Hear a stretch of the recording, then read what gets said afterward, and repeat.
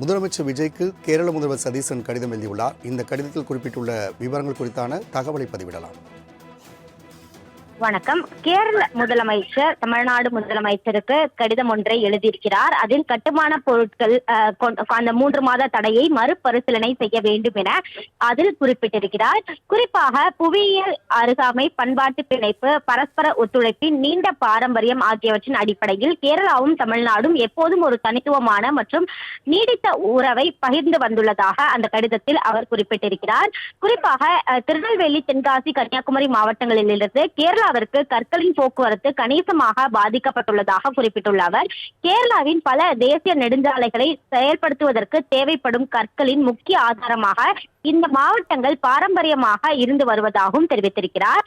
கேரளாவில் பெரிய அளவிலான உட்கட்டமைப்பு பணிகளுக்கு தேவையான பொருத்தமான ஜல்லிக்கற்களின் இருப்பு குறைவாக உள்ளதாக குறிப்பிட்டுள்ள அவர், நடைபெற்று வரும் தேசிய நெடுஞ்சாலை திட்டங்களுக்கு தேவையான பொருட்களில் கணிசமான அளவு தமிழ்நாட்டின் அண்டை மாவட்டங்களில் பெறப்படுவதாகவும், மாநிலங்களுக்கு இடையேயான போக்குவரத்து மீதான கட்டுப்பாடுகள் விநியோக சங்கிலியை பாதகமாக பாதித்து கட்டுமான பணிகளை தடை செய்துள்ளதோடு, இதன் முக்கியத்துவம் வாய்ந்த பல திட்டங்களை முடிப்பதில் தாமதம் ஏற்படும் கடுமையான அபாயத்தை ஏற்படுத்துவதாகவும் அவர் குறிப்பிட்டிருக்கிறார்.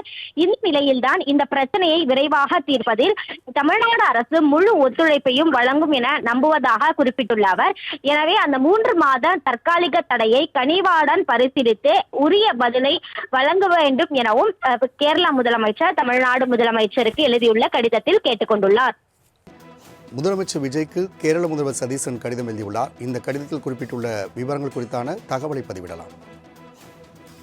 வணக்கம். கேரள முதலமைச்சர் தமிழ்நாடு முதலமைச்சருக்கு கடிதம் ஒன்றை எழுதியிருக்கிறார். அதில் கட்டுமான பொருட்கள் அந்த 3 மாத தடையை மறுபரிசீலனை செய்ய வேண்டும் என அதில் குறிப்பிட்டிருக்கிறார்.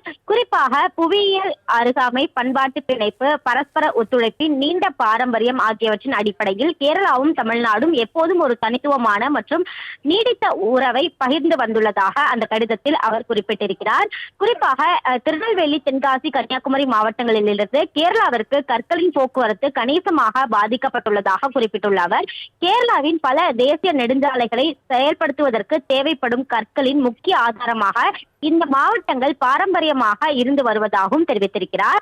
கேரளாவில் பெரிய அளவிலான உட்கட்டமைப்பு பணிகளுக்கு தேவையான பொருத்தமான ஜல்லிக்கற்களின் இருப்பு குறைவாக உள்ளதாக குறிப்பிட்டுள்ள அவர், நடைபெற்று வரும் தேசிய நெடுஞ்சாலை திட்டங்களுக்கு தேவையான பொருட்களில் கணிசமான அளவு தமிழ்நாட்டின் அண்டை மாவட்டங்களில் பெறப்படுவதாகவும், மாநிலங்களுக்கு இடையேயான போக்குவரத்து மீதான கட்டுப்பாடுகள் விநியோக சங்கிலியை பாதகமாக பாதித்து கட்டுமான பணிகளை தடை செய்துள்ளதோடு, இதன் முக்கியத்துவம் வாய்ந்த பல திட்டங்களை முடிப்பதில் தாமதம் ஏற்படும் கடுமையான அபாயத்தை ஏற்படுத்துவதாகவும் அவர் குறிப்பிட்டிருக்கிறார்.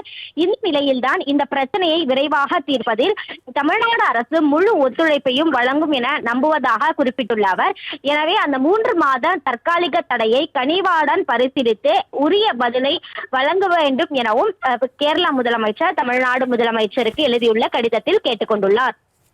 நந்தினி, தகவலுக்கு நன்றி.